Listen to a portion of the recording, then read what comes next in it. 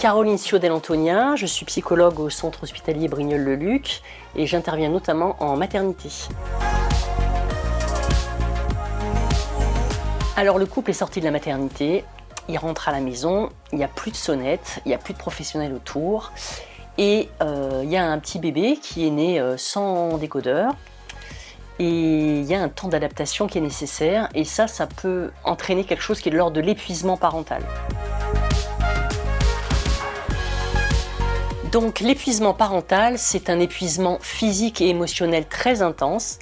Les parents, quand ils rentrent à la maison, il va y avoir une surcharge de manque de sommeil, il va y avoir une surcharge de stress et une surcharge émotionnelle et mentale liée à la prise en charge du bébé. Le bébé, il est né sans décodeur, il va falloir comprendre quelle est la signification de ses pleurs. Les pleurs en plus on les entend avec nos tripes et plus avec nos oreilles, donc on se remet, il y a plein de questions qui arrivent, est-ce que je fais bien, est-ce que je fais pas bien, il y a une culpabilité et c'est vraiment important d'être deux pour se poser des questions par rapport à ça et prendre le relais l'un avec l'autre pour essayer de comprendre ce petit bout et se reposer au fur et à mesure pour pouvoir tenir le choc pendant cette fatigue intense. Dans l'épuisement parental, il n'y a aucune pathologie du lien avec l'enfant. Au contraire, les parents s'occupent très bien de leur enfant, mais ils sont envahis un peu par le stress et cette pression de vouloir tout bien faire.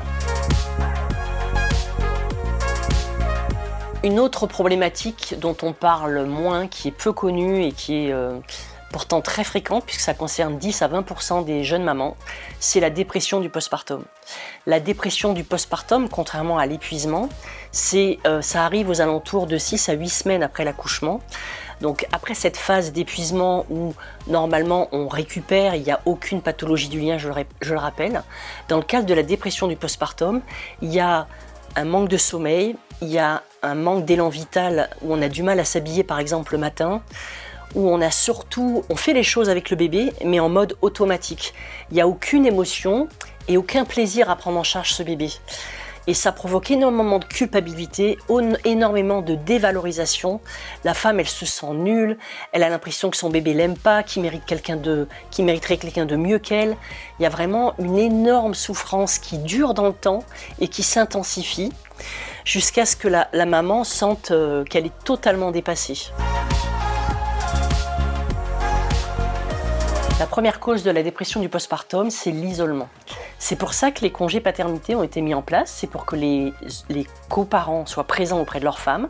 C'est pour ça également qu'il y a des lieux parents-enfants comme la Maison des Petits à Brignoles par exemple. C'est pour ça qu'il y a des équipes mobiles de périnatalité qui peuvent venir au domicile et vous soutenir. Et c'est vraiment le plus important dans le cadre de la dépression du postpartum, c'est de ne pas sous-estimer ces symptômes. Il faut les prendre très au sérieux. Il faut ne pas hésiter à exprimer son mal-être et faire appel à des professionnels comme l'équipe mobile de périnatalité. Parfois, la mise en place d'un traitement peut aider à passer ce cap de cette douleur intense et cette anxiété qu'on ne peut pas maîtriser. Et c'est vraiment très important de doser, c'est pas une tare, ça touche n'importe qui. Il y a des facteurs, des personnes qui sont plus à risque que d'autres, mais ça peut toucher n'importe qui. Il ne faut surtout pas sous-estimer, parce qu'en fait, on est condamné à être bien après la naissance d'un bébé, mais ce n'est pas forcément la réalité et ce n'est pas quelque chose qu'on maîtrise, ce n'est pas de l'ordre de la volonté. Donc je rappelle que la dépression du postpartum, ça touche 10 à 20% des femmes. C'est pas parce que vous faites une dépression du postpartum que vous êtes une mauvaise maman. C'est pas de l'ordre de la volonté. C'est vraiment important de savoir que vous pouvez vous faire aider par les équipes mobiles, par un traitement. Il y a aussi des unités d'hospitalisation mère-enfant qui permettent justement d'être coucouné dans ces moments-là et de vous prendre en charge, vous et votre bébé. Et si vous acceptez cette aide, vous allez récupérer beaucoup plus rapidement et vous allez profiter de votre bébé. Parce qu'en fait, vous faites tout ce qu'il faut pour votre bébé, mais vous n'arrivez pas à en prendre du plaisir. Et moi, j'ai des dames qui ne se souviennent pas de la première année qui suit la naissance d'un bébé, tellement elles ont souffert. Alors les pères aussi, ils peuvent être en dépression du postpartum, mais ça se manifeste différemment. Ils s'échappent dans le travail, ils s'isolent à la maison, ils trouvent pas leur place auprès du bébé, mais pas forcément parce qu'ils s'intéressent pas à lui ou qu'ils l'aiment pas, mais parce qu'ils sont trop mal eux-mêmes. Donc eux aussi, c'est important qu'ils prennent en charge leur mal-être et qu'ils se fassent écouter et aider par des professionnels. Alors, pour limiter les risques de dépression du postpartum et de conflits dans le couple, il y a un certain nombre de points sur lesquels je voudrais insister. La première chose, c'est de préparer l'arrivée du bébé en organisant les choses et en étant conscient que ça va être une grosse source de fatigue et de charge mentale. Et du coup, si vous arrivez à organiser les choses en coparents, c'est-à-dire en travaillant en équipe vraiment tous les deux pour vous accorder des moments de repos et de prise en charge du bébé, et que vous sollicitez la famille pour vous faire des bons petits plats ou pour venir vous soutenir, pour que vous puissiez en couple aller boire un petit café, marcher ou vous reposer, c'est déjà une grosse aide pour les premiers jours qui suivent le retour à la maison. Alors ensuite, je pense que c'est important de hiérarchiser les priorités et de remettre votre bien-être émotionnel et physique au premier plan. Les autres tâches moins importantes de la maison, ça peut être relégué au deuxième plan. Il faut savoir mettre des priorités et dans ces moments-là, c'est vous la priorité. Ne restez pas isolé. Autorisez-vous à dire que vous ne vous sentez pas bien.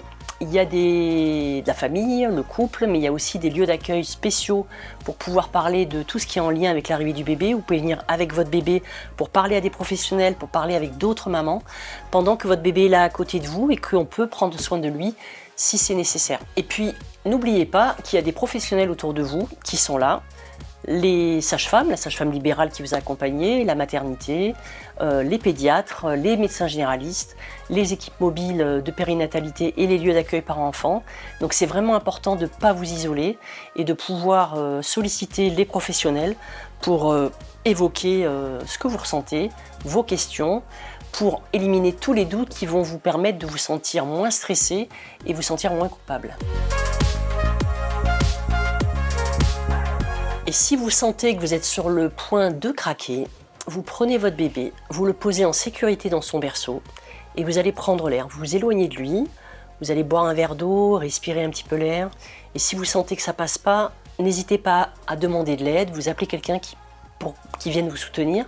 Il vaut mieux que votre bébé pleure 10 minutes seul dans son berceau, plutôt que vous ayez un geste comme de secouer votre bébé, qui lui risque d'avoir des conséquences très importantes.